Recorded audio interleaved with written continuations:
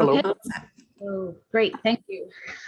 Okay, so at 6:38 p.m., I'll call the meeting of the Trails Committee to order on July 27th, and pursuant to Senate Bill number 2475, which was signed into law by Governor Baker on June 16th, the Trails Committee will be conducted via remote participation to the greatest extent possible. And for those interested in reading the remainder of the preamble, you can visit our website to look at the agenda. And I just realized I called to order the July 27th meeting, and today is August 24th. So you guys weren't listening. That was a test. We never listen. Just kidding. I'm looking at the wrong agenda, so go me. Okay. So welcome everyone. Nice to see you. So we're going to get started. Let me just, unfortunately, I printed the wrong agenda, so you got to give me just a second. My other meeting went a little long, so I'm a little frazzled today. Let's see what we got here.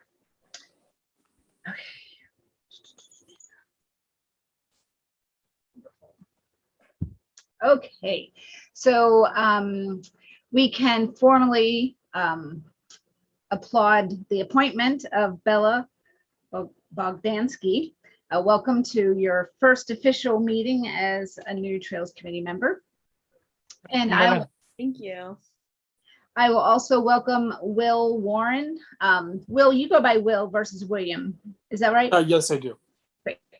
And Will reached out and is interested in participating in the Trails Committee.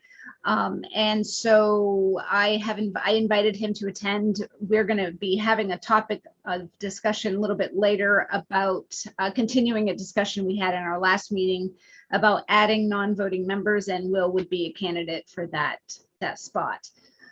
So welcome, Will.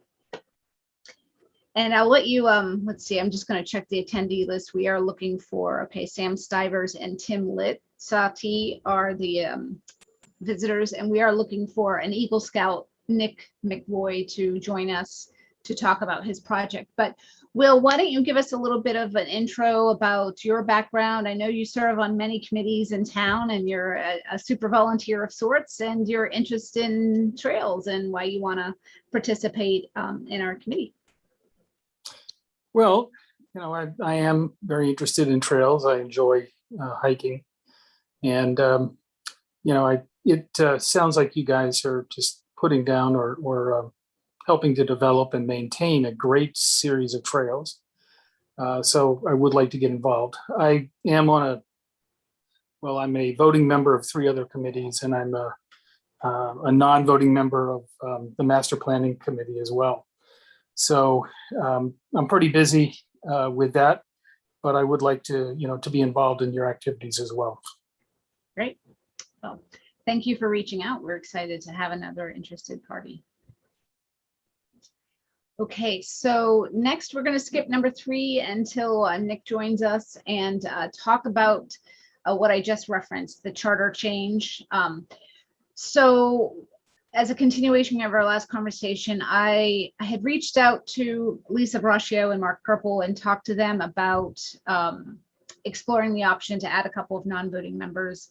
And we did not get on the August 17th Board of Selectmen meeting, but we will be on the September 8th meeting. So that gave us a little bit more time to think through what we were thinking about. In the meantime, I did some research from surrounding towns. I think Westboro and Foxborough came up, and I believe Framingham also had a reference to committee members who were non-voting, and they were either associate members or what was the other word for it? I think it was associate or non-voting members. So Adjunct. Adjunct was a word that we used before, but I'm seeing more associate. They're more of associates. So I was thinking we could use similar language. Either way, it works. So we are on the next Board of Selectmen meeting for the 8th. And so I've asked 2 questions. One is, can we add 2 non-voting seats? And essentially that person would serve on the committee. They'd be appointed to the committee. They would be on the website, and they could attend meetings as much as they want. They don't affect quorum and they don't vote. but they participate as a member in most other cases and can discuss. And they would have to abide by the open meeting law and the conflict of interest law, of course. So I'm going to put that out there and open it up for discussion. I know we talked about, Tom had mentioned last time about laying some groundwork as far as, if you're a non-voting member and a spot comes up, having some language around, whether that's an automatic spot, an automatic upgrade, or if it's not. And so we would have some language to define some of that. Any other thoughts that anyone else has that you'd want to take to the next Board of Selectmen meeting when I approach them and talk to them about redesigning the way the Trails Committee is listed. But the quorum wouldn't change, right? So, Correct. Okay. Yeah, and that's important because it's hard. It was hard before COVID to get quorum. It was getting a little more difficult. And so I think the reason we wouldn't go down the path of adding 7 is because quorum can be difficult to reach. So if we can accomplish the same goals and objectives in this way, and we have a couple of interested people, then that would be great. Yeah. I think I don't have anything to add to that, what we discussed last time, right? Yeah. Bella? Yeah, I don't have anything to add either. That sounds great. It sounds like a great opportunity for other people in the town to become involved with the committee. Yeah, I think it is an opportunity to get involved. And Will, as you're the first nominee for that spot, do you have anything you'd like to add? No, not. I mean, I think you've already covered it. I agree it's important not to affect the quorum, but I would like to be, involved and, part of the discussion and part of the activities as well. Absolutely. Absolutely. And I think it also, like I had mentioned, a couple of benefits. One, it gets people who may in the future want to serve on the committee more background information so they can partake and be a part of the committee decisions along the way. They can add value in that way. And for succession planning too, obviously they don't have to be an automatic upgrade to the seat, but they can definitely add value. And having a number of people that know how to do different things, I think really helps when you have people transition in and out of committees. Something that Sati and I remember when we came on board and we were new committee members, and then there was a mass exodus and we were the committee. And it wasn't quite that dramatic, but Yeah. the dramatics make it fun to talk about. We do have another volunteer that had approached us, and excitingly, he was one of the founding members, Tony Schuner. Some of you may know him. I think he's been around town for a while. So he was one of the original 5 that were appointed. And so he circled back and has some time and would like to participate in the committee. I spoke with him last week, and he's also interested in this position. So the great news is we can go to the Board of Selectmen and say, hey, we have 2 people already interested in this, in these roles, and another reason why it should be a slam dunk and a yes, hopefully. So we'll work out some details, and I'll hopefully we could get this, we approach the board on the 8th. And then, if we talk about whatever needs to happen, any drafting of documents, perhaps it could be put in place as early as October. That's an optimist view. So we'll see how it works. And I did reach out to Mark Purple and asked some questions of the town council, just in case those proactive questions could help guide our direction and streamline our conversation. So they should be getting back to us shortly. I'm wondering on what basis the Board of Selectmen would say no. That's the first question. And then the second question, would this require a change of your charter? Yes, it would. Yeah. And the other question I asked, we are created as an ad hoc, our charter says we're an ad hoc committee. And just some information I was finding as I was looking up different structures of committees, I recognize that an ad hoc committee has a definition of a committee that's designed for a specific project. And a standing committee is created based on an ongoing and continued need. So I asked the town council if it made sense that we switch from an ad hoc to a standing. I don't know if it makes any difference in the grand scheme of things, but I did ask the question just in case it is a better approach. So we'll see how. Well, I would wonder which one, would there be any effect in terms of the ability of the committee to get grants or to share in community preservation funds?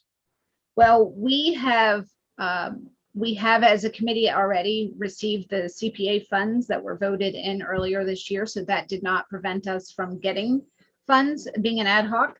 But it is a really good question. And we've received local grants, but I don't think I've read anything, for example, with the Mass Trails Recreation Grant that says you have to be a standing versus an ad hoc, but does it give us more, are we more permanent as a standing committee versus an ad hoc?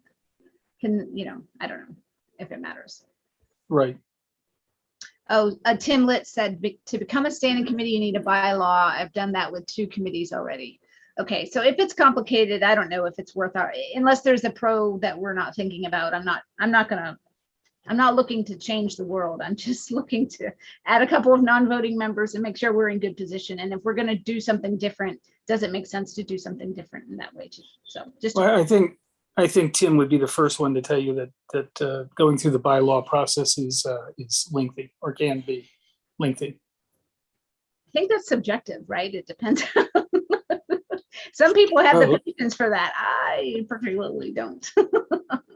I think even for Tim, it's been lengthy in certain respects. Yeah, we don't want lengthy. We want short, sweet, and concise. So that might be our answer. So thank you for that. So we'll see how that turns out. If anybody has any thoughts in the meantime, feel free to reach out. Okay, so that's that. And then approve the minutes from the last meeting. So I circulated just in the nick of time. Apologies for that. Sati, thank you for drafting those.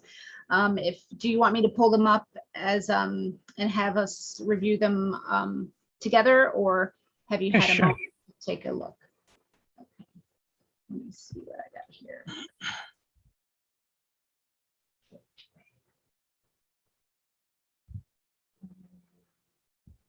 Hang on just a second.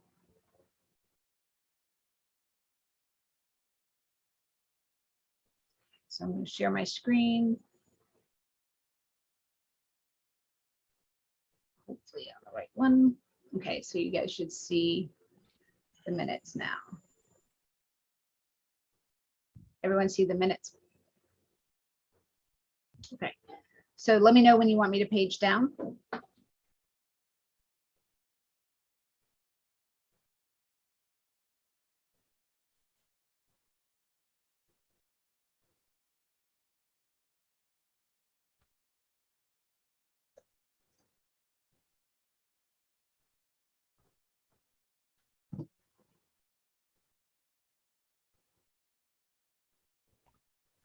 I think, yeah, you can scroll down.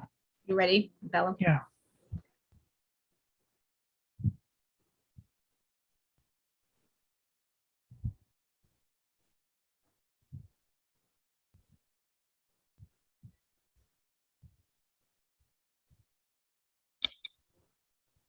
Yeah.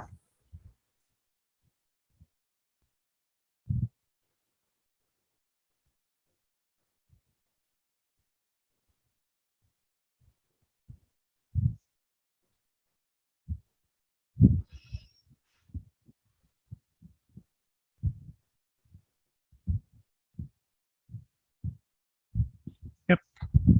Yep.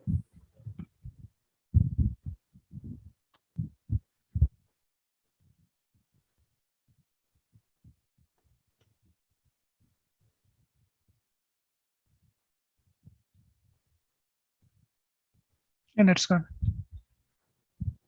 Okay, great. Any changes or edits? Okay, can someone make a motion to approve? Bella, you can make a motion. My first motion. Yep.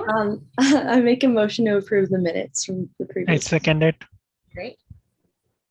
And all in favor, I'll do a roll call vote. Satyendra Sharma, Yes. Bella Bogdansky, Yes. and Kat McKee. Yes. Okay. And great. Okay. Thank you guys. I'm gonna stop sharing, check notes. Let me just make sure our team. Okay. So we're good. Let's go back to our minutes. Here. Okay. So MAPC had a trail summit on the August 12th, and it was held at the Cochituate State Park, and it was to bring different communities together to talk about some trail updates that everyone's been working on, and then to take a nice tour of the new Cochituate Rail Trail and the bridge over Route 30. Have you guys seen that yet or been out that way?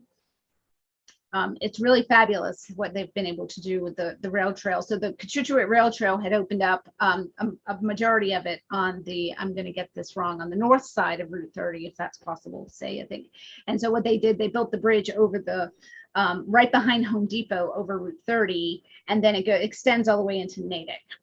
So it's really a great feat, an accomplishment. And apparently it was, I think, the most expensive piece of property they had to purchase from CSX. I think that might have driven up the cost a little bit. Anyway, so at the Trail Summit, Southborough I was asked to provide just some updates on where we are with things, and it was a great summit. Everyone was really excited about moving forward with their projects and getting all this help and connectivity with different communities. And so I shared our status and our struggle, that we're very excited to. The town approved our CPA funding, but we're a little bit in a stalemate with DCR. And so that struck up some conversation with other communities that were also in a similar situation that haven't been able to move forward with their public access plans or different agreements they need in place for their projects. And it was actually a really good conversation. And we talked with MAPC, and they suggested that we try to put together a meeting of communities with DCR to work through the barriers that we're having and not being able to move forward. And the Carolyn Dykema, Representative Dykema's aide, Ben Kaplan, was there. He's the one that reached back out to us after we connected with her and asked for her help. So he walked up and introduced himself and just let us know that he's working with DCR, help, trying to move things forward. And just recently, I'm very excited to hear, to share that Jamie Carr has now said, I just want to read the email so I don't misquote the exciting news that he shared. Jamie Carr is our DCR contact, Will. And he's basically said, I just wanted to let you know that there has been some movement on the public access plan, the process, and I'm hopeful that a public listening session on the Sudbury public access plan will be held in late September, in about a month. And hopefully there'll be an official announcement and invite developed soon, and he'll share it. So that's the first time we've received some timeline from them. What that means is the public listening session is just one piece of a number of things that have to happen for them to move forward with the public access plan. So as long as DCR moves at a steady clip, and we're going to use our contacts that we've made to continue to put some pressure and hopefully have them continue, because we don't want to miss out on this next grant cycle. The grant will open up in November, the Mass Trails grant. And we want to be able to submit a proposal. And so if the public access plan is well underway, we may be able to get permission to apply for the grant, regardless of whether the public access plan is fully done. Does that make sense? Because last year it was a no, but this year we're hoping that most of the progress has been made and we can just move forward. So that's great news. Very excited. Good. Yeah. So This here listening session, anybody can, like we did. We'll be there. Yeah. Okay, we'll be there, right? Okay.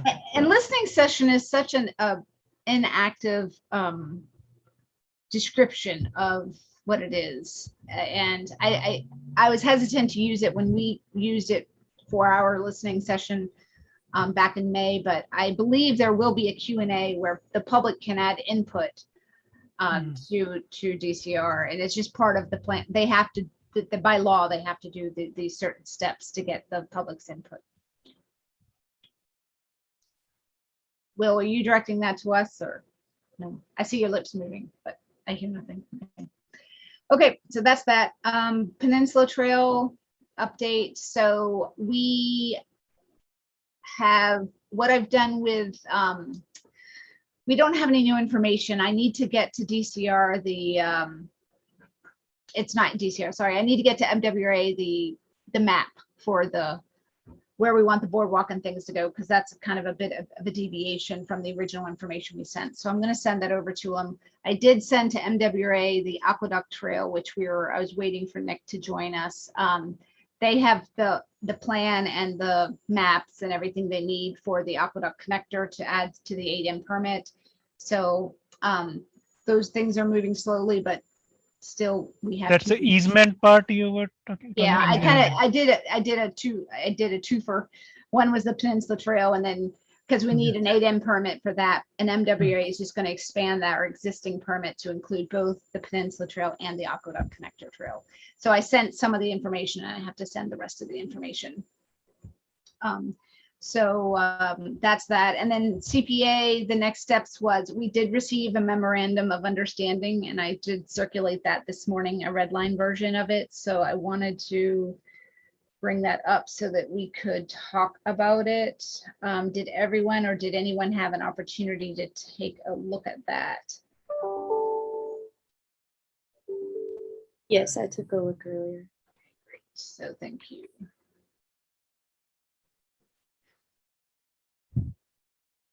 Hang on just a second.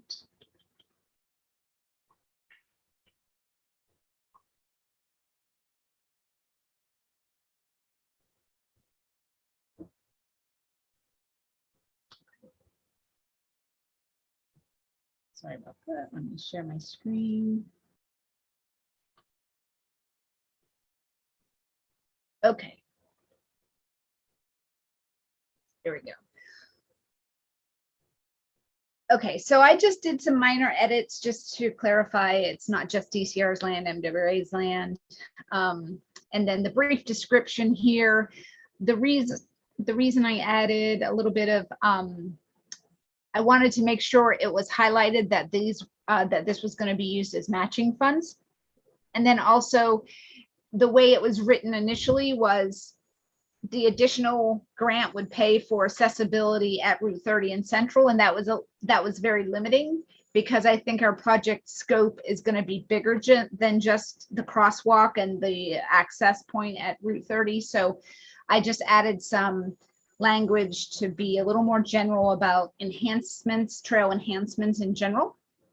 So I will, is there anything else about this that you guys think I should add to be a little more specific to ensure that we have the flexibility to do what we need to do? We're not changing the scope of what the funds have been proposed for. But I just wanted to be clear that if we do go after the grant, that it's going to be more than just Route 30. Does that make sense? And Sati, this might be more to you. I'm not disregarding you, Bella, but this was kind of something that he's heard over and over and over again. Does that make sense? Yeah, looks okay. I mean, yeah, I mean, I did go through once, but yeah. Okay. So I appreciated the start date is vague, and that's appropriate because we're not sure if we're going to get the grant and if we can, when the public access plan will allow us to do the work. So that's good that that's kept separate. And everything else looked good. And the only thing I changed down here was I added this piece: in the event the grant funds are not awarded. This sentence comes directly from the warrant article because we wanted to make it clear to the town that they were voting that if, for example, we could not get if we didn't get a grant, then we could still move forward with the project. So this sentence gives us that flexibility to do that. And it's pretty straightforward. So do you guys have any other thoughts or questions around that? This last one that you were saying about the, so what does it achieve, this last sentence? What it means is if for example, say we apply for the grant and we don't get it, we can then use these CPA funds to move forward with the fencing and the signage, the basic scope of the project that we started with. We won't be able to do the additional pieces, but we can at least do the core project, and then we'll work through, you know, additional grants in the future about what, you know, to be able to get more money and stuff like that. So that's what that means. Yeah. Okay. Okay. Yep. That's it. Awesome. Okay, so next up is trails maintenance. So we had a great turnout, Verity Opportunities is a student-run nonprofit organization that reached out to us and offered to do some trails maintenance work. So they worked with Tom McCoolier on a couple Sundays ago, and he led the work, and they did a lot of trail work around Route 85 near the cemetery, and they took care of the new trail on Templeman and Watkins. It's called the Templeman Watkins Loop, and that's off Route 85 right at the Mass Pike Bridge. Part of that land is owned by Solf, and part of it's owned by the town. And Will, just for your edification, we haven't released the map yet, but Solf, we had talked to them at the beginning of this year, or in the beginning of late spring, and there was an opportunity. We had some extra volunteers, and we reconstructed an old trail.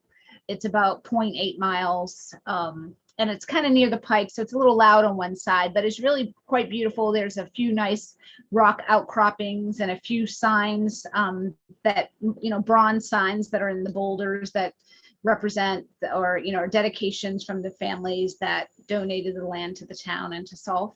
So so that's I assume this trail primarily goes west from 85.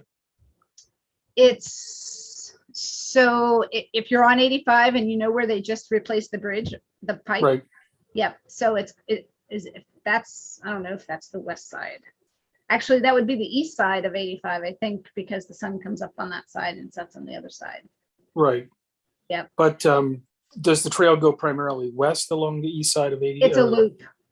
It's a loop. Yeah. Okay. Yeah. So it just starts and finishes, and it's right behind, I think the name of the road is Sunrise. Is that the name of the road? It's Oh, okay. you know where I'm talking about. So it's you can't access that neighborhood unless you put in a little walkway, but it's behind that neighborhood. Right. Okay. But you access it from Route 85, and parking is along the road. And now that, you know, they've done all that construction at the bridge, so you there's some adequate parking, but I think they're putting in sidewalks, so that parking is probably going to be short-lived. Yeah. And whenever I go in there, I always see this family of deer. It's really cute because they all skedaddle. But anyway, yeah, there's a couple of boardwalks that Solf put in there. It's kind of cute. And in the spring, there's some salamanders that you can kind of check their progress. They lay eggs, and yeah, it's just kind of a cute little open space. But yeah, so they did that section, and they did Route 85, and they had about, I think, six volunteers come out. So that was great, and they did a lot of work. And then Sati Andras Sharma, thank you. He came out, and he and I worked on where were we? We were at the Bay Circuit Trail Connector. Yep. And we took care of that little section of trail. And then I did speak with I saw the Eagle Scout. So this year the Eagle Scouts had a community merit badge. So they were working with us on some trail maintenance. I think it started in May and it extended to June, and they've done a lot of work for us. So they have a few hours left to finish up. So I had volunteered if they wanted to go back to 9/11 and clean that section of trail up. That would be helpful. So I think they were going to send some volunteers that way. I was just also I went last night in the rain to check out to see if any trees had fallen in the recent winds, and noticed that the trail along Lattisquama could use some edging It's kind of growing up a little bit, and it would just, I can go out there with my hedge trimmer and just kind of trim it up a little bit just to widen the corridor and give it a little bit more, more space. And I think the mowing at Ward Road needs to happen again, but we talked a little bit about that. I have not reached out to MWA and asked them about the option of having either a town, not that we would having a third party mow, or whether we could bring our own tools out there and try to mow. But I will reach out to them. I did reach out to Mark Purple, or actually I reached out to Tim Davis about the idea of asking for tool donations from town, from people using the recycling page. And that would cross, we can't ask for donations. So, however, as individual residents, if we happen to find some tools that we wanted to donate to the Trails Committee, we could do that. Or if we knew people that wanted to donate to our individual selves and then we donate to the committee, there may be, you know, ways to do that, but the committee itself can't ask for donations because the cost of the tools will get up and over that conflict of interest $50 price. So what about asking for extended loans? Extended loans? Yeah. Oh, for loaner tools? Yep. Oh, interesting. Do people I mean, loan if their that's, you know, if that circumvents the requirements for getting into the donation. That's a good idea. If It we is can if do you that, can find- yeah. If you could find the people that would let you loan, I know. I'm thinking my mother is in the back of my head. instead of using the word donation, we can say extended loan, Right. you know. So from the people who want to give it to us, but you know, so we can say that this is on an extended loan. So do we have to somehow acknowledge if we get something from somebody as a committee? Well, Yeah. Okay, then we can always say that, you know, as you know, we got it as an extended loan. Oh, I've got Tim Litt has raised his hand. So Tim, I'm going to allow you to talk. Let me know if this works. You should be able to unmute yourself now, Tim. That should work. Great. So we can hear you. yeah, I'd sort of like to combine this conversation with the one you were having a little bit earlier. I'm not a fan of permanent ad hoc committees. Ad hoc committees are supposed to be put together to solve a particular problem.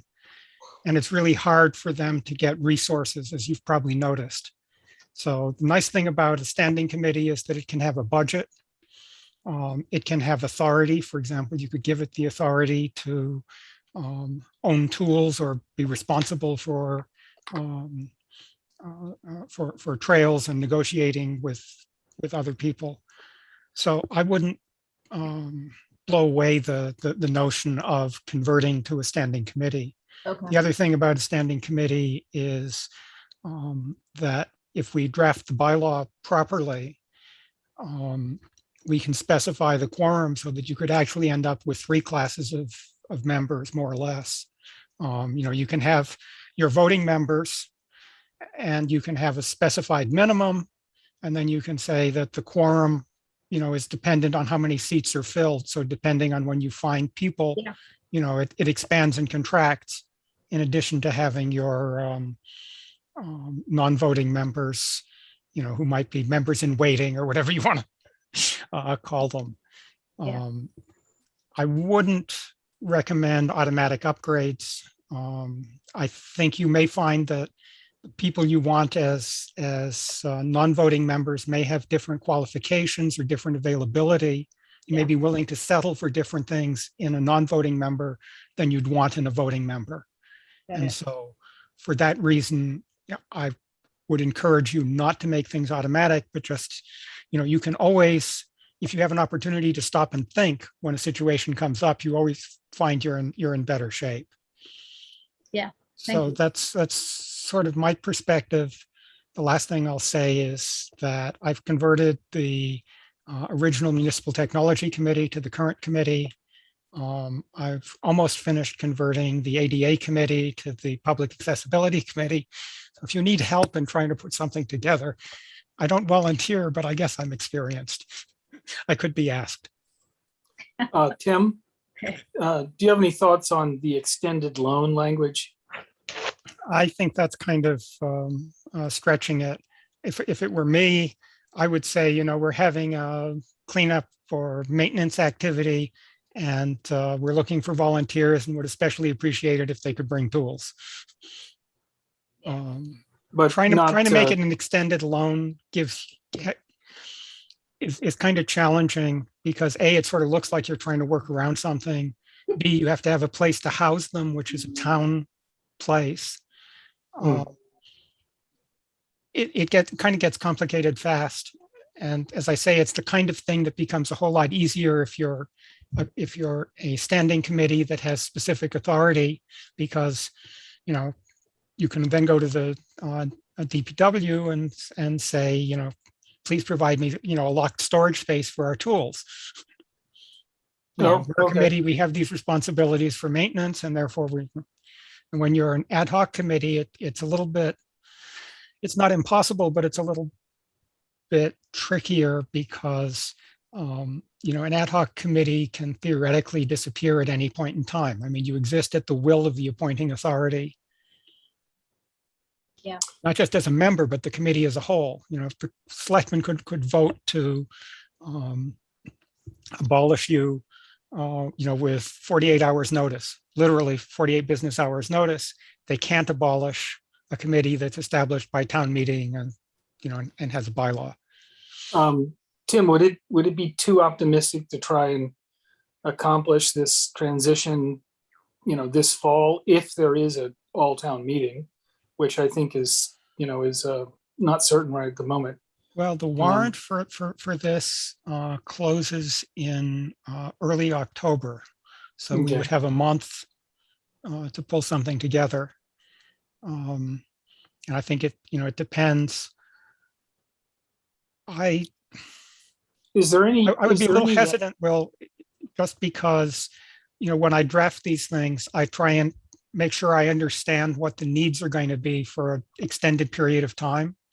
And I'm not sure I understand all the problems that we need to address. So like with the Yeah, and MTC, it was fairly straightforward. With the ADA, you know, it had been a ad hoc committee since, you know, the last century sometime. And we knew what was required. Here, maybe you guys know, but I don't know yet. Yeah, and I don't think you know, as I asked the question, I wanted to understand what it meant. We're not in a rush, and we have a lot going on this fall with prep for the grant application. So I would be okay waiting until springtime time, you know, spring meeting. I don't think nothing's gonna happen to us in the meantime if we don't do this. And they probably would favor a longer period of time to allow us to digest what's going on so we can prepare. I don't want to rush the process. Is there any reason that we need, you know, are you thinking, Will, that we'd benefit in any way that you're thinking about by doing it or not? I was just asking, you know, on timing. I guess, you know, going in the spring is great. That's fine. And also, I'm sure that the projects slow down in the winter. So perhaps the busyness slows down. I guess just for, you know, the committee to think about would be, as Tim was saying, what are the needs? What would be the needs of a standing committee that would want to get factored into a bylaw change? Right. So, you know, what it sounds like is that based on your current activities, you know, you're going out and seeking a lot of grants, and you're dealing with a lot of different groups, and you're negotiating a lot of memorandums of understanding. And you're also dealing with a lot of other volunteer organizations. And I'm sure you'd want the bylaw to capture anything that arises from that. Yeah, well, what I would do is start with your current charter. And then I think what I'd like to hear from those of you who've been around for a while is, so what have the friction points been, you know, when you've tried to do things? You know, like you've wanted to get your hands on money and it's been difficult, or you've wanted to get other departments to do things with you, you know, what are those departments? What are the things? Yeah. And the great news is we don't really have friction. We try to we're in the friction-free zone here at Trails. So we haven't really run into big issues. Everyone works with us. We've worked successfully with a lot of different committees and stuff. So I'm not so sure that's the driver. We are and have been working to get a budget for a few years, and that has been, a little tricky, but I have approached that topic again this year. And so we are moving forward with Mark Purple's aware, Tim Davis is aware of recreation. So we would like to have a budget in place, whether that budget is a line item under recreation or whether that budget is a separate separate, we have to go to town meeting and have it voted on type of budget. I'm not sure the entire process, so I don't know exactly what we're asking for. We do need a small budget to be able to handle things that come up throughout the year, for a number of reasons. And I put that together in 2019. So we have a list of what we would use it for example.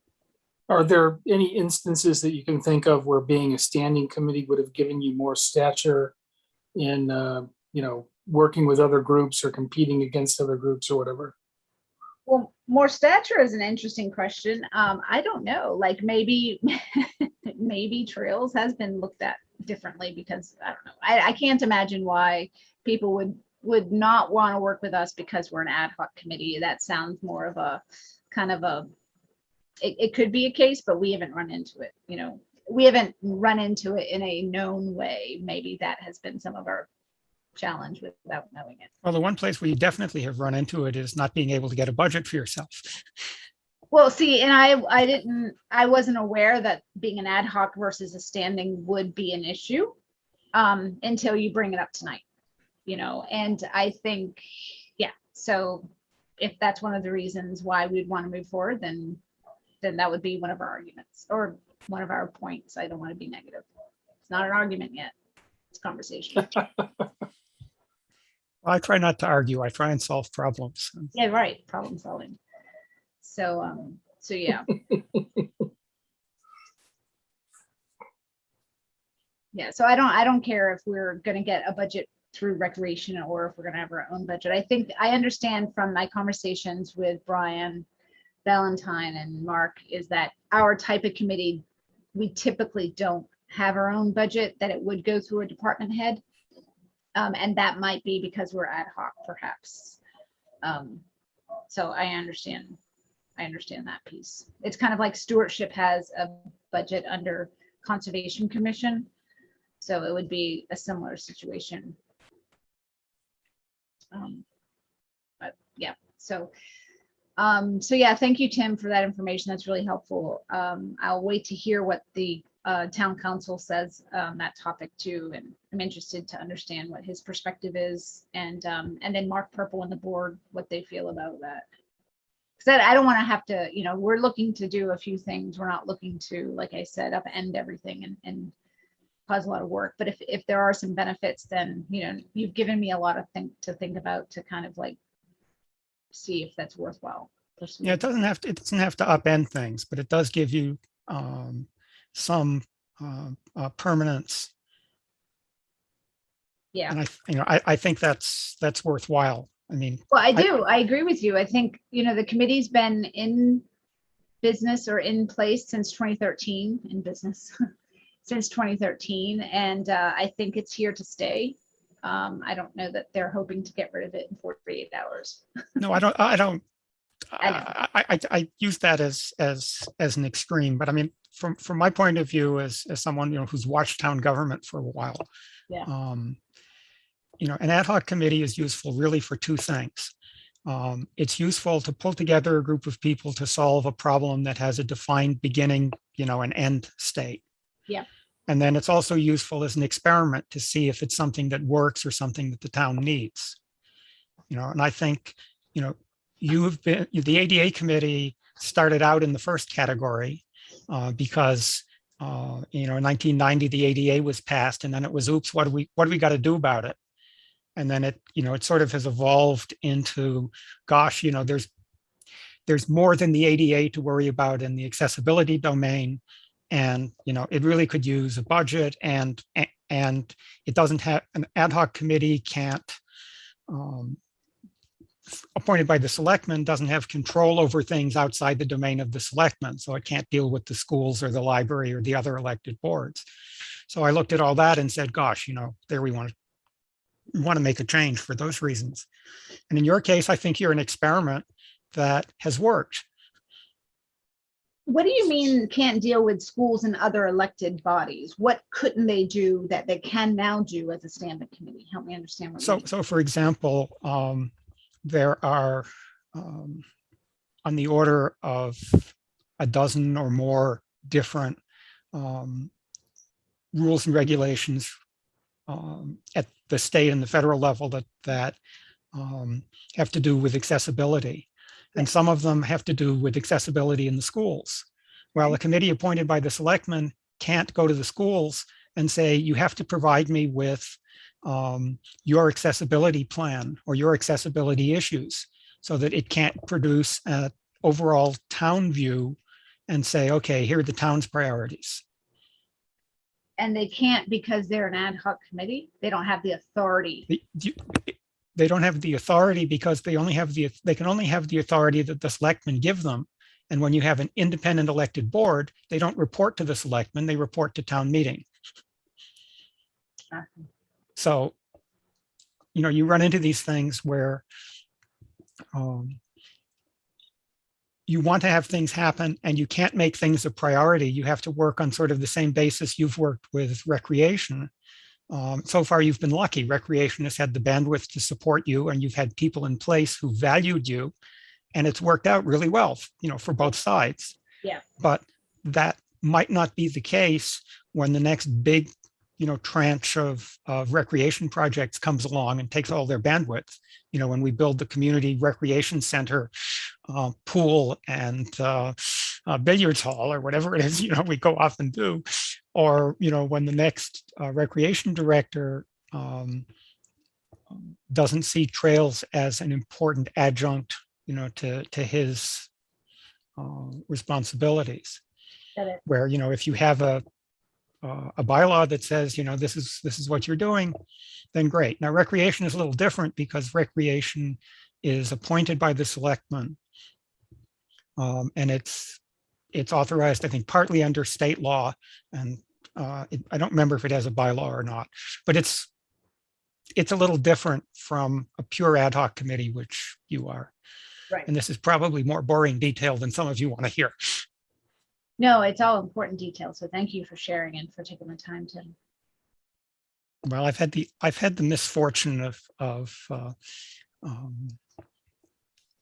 observing, town governments since around 1970-ish, and this one since I moved into town. Gotcha. So I'll try not to call on you. Fine. No, I appreciate it. I might have to tap you. You have my email address. If I can help, I'll help. Thank you. Appreciate it. All right, that's a lot to chew on. Okay, anything else on that? Nope. Thank you, Tim. I appreciate it. Okay, so I think that's that transition. Our next piece is recycling receptacles. I'm working with Tom to get our monofilament recycling shipped off, and that's still a to-do. And then I think that's it. Anything else? Well, we're not really allowed to talk about anything else that's not listed on the agenda. So let's schedule our next meeting. I think we Actually, yes. I have just a question. Obviously the committee already, has great coverage in terms of establishing and maintaining trails. What about encouraging usage like group hikes or guided hikes? Thank you. Yeah. Yeah, I love it. So we talked a little bit about that a couple meetings ago, and actually I'm glad you brought it up because this is the time we all decided that we didn't want to really do something midsummer because a lot of people were out and about like on vacation, and it's hard time to schedule times. And it's really hot. But the fall, which we're approaching, is a great time, fall and spring, great time to do some guided hikes. And we've done a couple, Will, in the past when the Burroughs Loop had their opening back in 2019. We did 2 guided hikes. One was a sneak peek for the DCR public access, the trail that we're talking about for the Burroughs Loop on near the Fayetteville Dam. And we did one near, it's a new section, the connector, the Bay Circuit Trail, Burroughs Loop Connector Trail.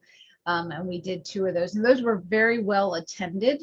And what I learned was people really like going out on guided hikes. Sometimes they don't feel comfortable, even in these urban trails, going out alone, but they would feel comfortable doing, something guided. And Judith Watson from the Conservation Commission, she's not a representative of the Conservation Commission when she approached me, but she's an AMC local hikes leader. So she's offered and volunteered to do some hikes. And we also thought it might be interesting, Will, to bring in some naturalists that are familiar with either trees, kind of a themed hike, because maybe you've been on this trail 1,000 times, but you haven't been on this trail with someone who knows about the trees or knows about wildlife, or could give, a history tour or something like that. So did you have something in mind, or that you've been thinking about that would be a good idea that you wanted to bring up that we could consider? Well, I mean, what you just mentioned is great. And that's exactly the kinds of things that I was thinking about. I guess the only category that you might consider would be guided hikes for the disabled. I would imagine that there are groups like AMC that would actually be interested perhaps in leading hikes like that. Yeah. And it's not a case where every trail would be sufficiently accessible or amenable to that, but Yeah. I think that would be that would also be a great feather in the cap. And there's been a lot of support on the Board of Selectmen for the self-evaluation of Southborough accessibility. Yeah. And this, I think, would be a great way, to build on that. And also, perhaps another thing to consider, and if we're going to go through a bylaw change. So it's interesting that you bring it up. I don't know if you're familiar, but we had the consultant who did the ADA report do a site walk. He did a visit for the Peninsula Trail, the piece that we're trying to add, the grant that we're going after. So part of that is paved, and the other part, it's an access road. So it's really wide and it's flat. Right.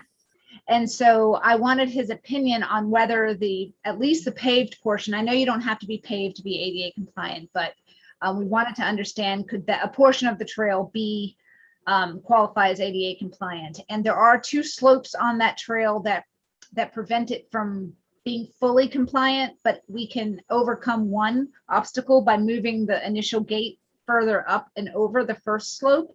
And then we have just under a half mile of paved section that would qualify as ADA compliant. Once we get to the second slope, we can't make that work, just the way the road is designed. But I'm glad you brought that up, because we're really excited about that opportunity, because it is something that's important to the committee, that we don't really have access for people with mobility issues here in Southborough. There's not a lot of options other than maybe walking on the track, or not walking, but even, doing what they can on the track, to have more stable, tread. So yes, I mean, I think that's a great idea, but we don't have access to that trail yet.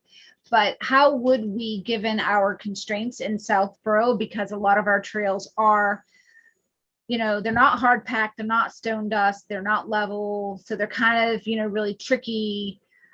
Other than maybe we could do something like, we've had Andy Leahy, he's the DCR ranger in our area. He's done a history guided hike on that Peninsula Trail.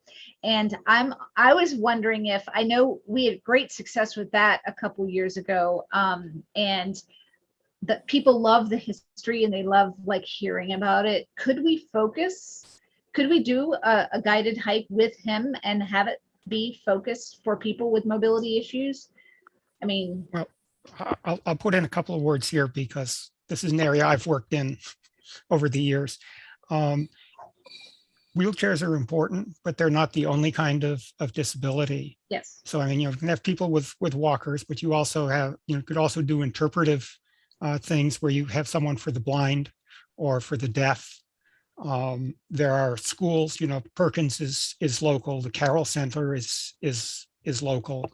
That's like Watertown and Newton. And, if you, and they draw from the community. So you may find that they have residents, from Southborough there, or they may just be interested in making use of the trail and be a good neighbor kind of thing. Yeah. But you can interpret, and I've taken people with guide dogs on the USS Constitution, up and down the ladders and around in the hidden corners and the whole bit. So I mean, while you do want to try and make things as accessible as possible, you shouldn't assume that the limitations are the most severe. Yep. That people may have. You bring up a really good point about, I've always wondered, so I think partnering or trying to reach out to those communities that focus on schools of hearing or the blind or other organizations so that would be a way to bring them to our community, because if we have this trail that's useful and it serves such a small population, your idea just opened it up to how do we get broader community members. Well, also the schools may find people in the community who you won't find. Yeah. Otherwise, the other resource is, of course, the Mass Commission for the Blind. Right. Actually, I'm going to embarrass myself, but I went on a hike with the Rotary Club of Southborough a few months back, where we were hiking on, it's the farm area that's not Hill. Right. And that, the paths there are primarily, they're either paved or else they're very easy to manage. And there's, a lot of things that someone could point out in terms of a naturalist or whatever. So, I think there's, that area would probably be ready-made for people with mobility issues, as well as, for some of the other things that Tim was mentioning. But, it doesn't have to just be for people with accessibility issues. I mean, I think your point about that, people enjoy going together or getting out, as a group, can be a great way to build some enthusiasm. Yeah. And, I would say that, an organization like the Rotary Club of Southborough, that might be something that they would want to engage in. They're putting on the food truck thing coming in September. Yep. And that seems to bring a lot of people in the community together. And I think anything else that, like these hikes that could bring people in the community together, the principal places right now that we seem to bring the community together is the food trucks and the dump. So if we could find a third leg there, that would be good. Yeah, we even have a selectman who has a semi-permanent office at the transfer station. I visited his office and it was right next to a very loud compactor. Yeah. Well, he actually, I counseled him to get a button so that he could either turn it off if he wanted to listen to the person asking him a question, or surreptitiously turn it on if he wanted someone to go away. And he actually might be on the call right now, as a matter of fact. I think he might be. He might be multitasking. Okay, so that's good. And actually, so let's think about, so this is the thing, if we were to have a history guided hike and a mixture of population, maybe we target a certain group or have it open to certain groups.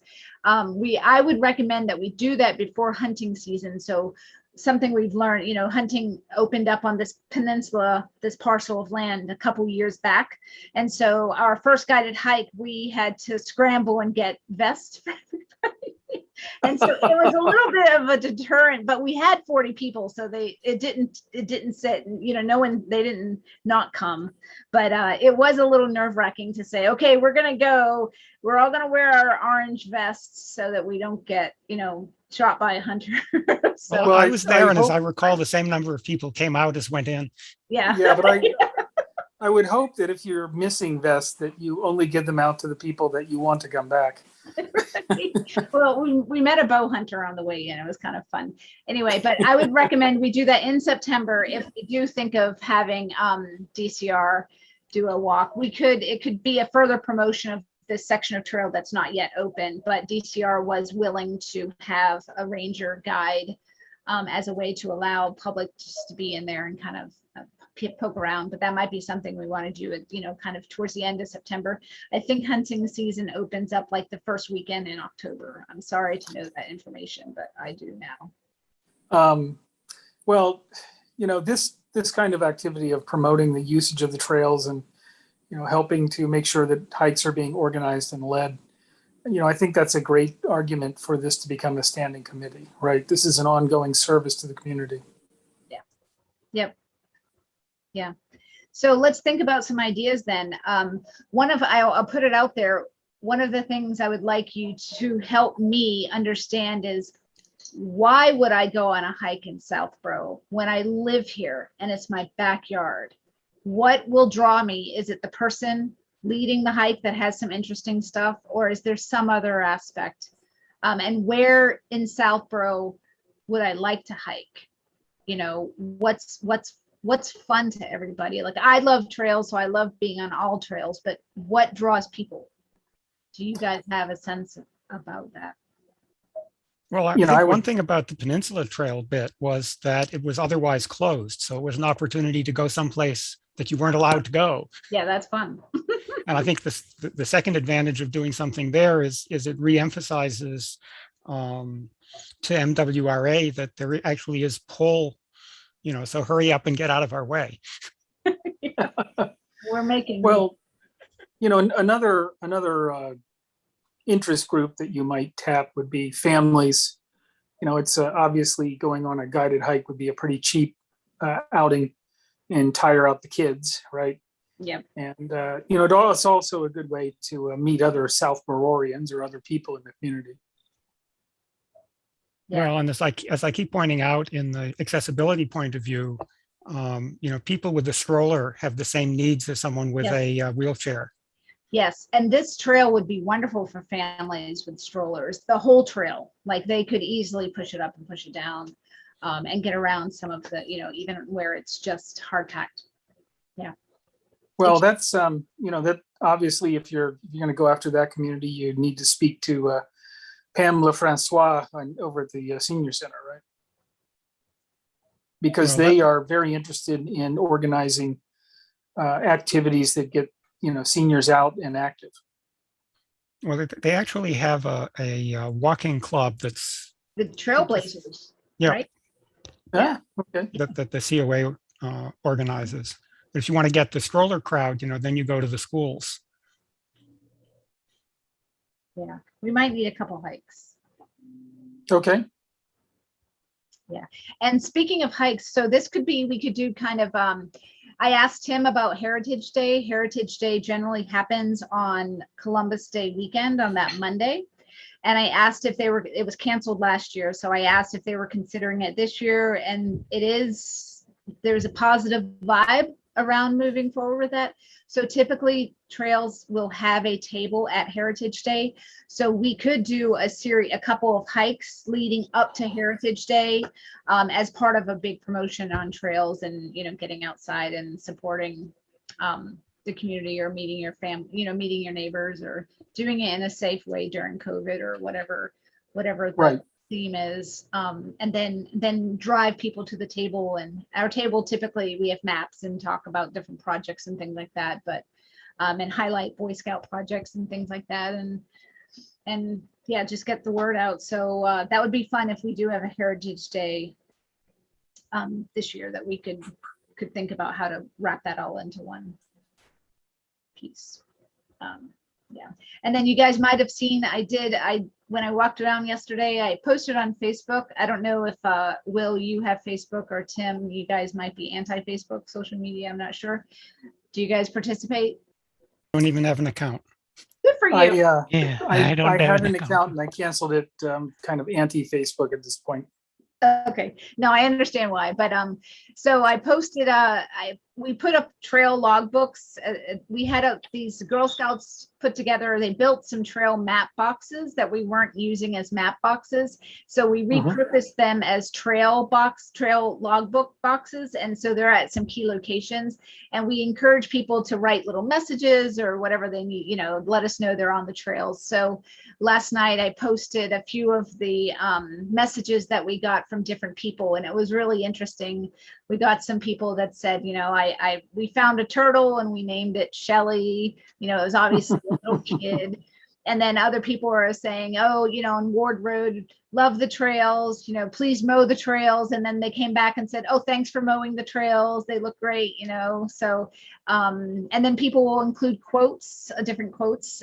So it's just a great little way for the community to kind of share a positive note with your neighbor, or, you know, just to share with the Trails Committee how you use the trails or what you're doing on the trails. And anyway, so it was nice to, it's not getting a ton of use, but enough to, you know, generate some smiles.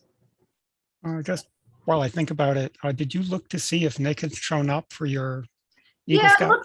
I'm looking on attendees. I'm staring at it, and he did not show up. But thank you for asking, because I often, my multitasking has about 2 levels, and when you're doing Zoom, you're in about 4 different places at once, so I can get lost. But no, I didn't see him join us, so hopefully he'll be able to meet us next meeting, which, by the way, is our next topic. So thank you. Let's see. If our Board of Selectmen meeting is on the 8th, which is a Wednesday, should we try to meet that following Tuesday, the 14th? How would that work for Isabel? I mean, for Bella and Sati? Oh, let us see, 14th. And we can try to stay away from Wednesdays, Will, because I know that that's a night that you are you're supporting it, the Rotary Club, right? Right. My wife is the president this year, so I'm sort of obligated to go. Oh, congratulations. That's exciting. 14th is fine. 14th works for you at 6:30. How about you, Bella? Yeah, I'm all set with the 14th as well. Great. 14th is fine. Great, 6:30 p.m. Good. So that will give us some time to prep for Heritage Day in a slow and relaxed way. And I will not be staying up the night before doing last minute stuff like I did last couple times. So, so we'll be thinking about, and actually, if in the meantime, like by the 14th, yeah, we can try to, I can maybe talk to DCR and see if they're open to, you know, if Andy has a weekend in September that he would be open to doing something. So I might reach out to the group and check your availability for Saturdays or Sundays, and see if there's a day that works better for everybody. And then, because we're going to want to go ahead and get that booked out with DCR if we're going to do something. So if anyone thinks of anything else, feel free to send me a message, and we'll go from there. Okay. Okay. So do I have a motion to adjourn? Okay, I can. Great. And second would be, Bella. Second the motion. okay, and we'll do a roll call vote. Satyendra Sharma Yes. and Bella Bogdansky. Yes. Yeah, you're saying my last name right. I'm getting it. I'm going to practice. And then Kat McKee. Yes, great. Okay, thank you, everyone. And I appreciate all your feedback, Tim and Will. I'm glad you're on board, and this is exciting. Changes to come and new things happening. But yep. Have a good night, everyone. Right. Thank you. Have a good night.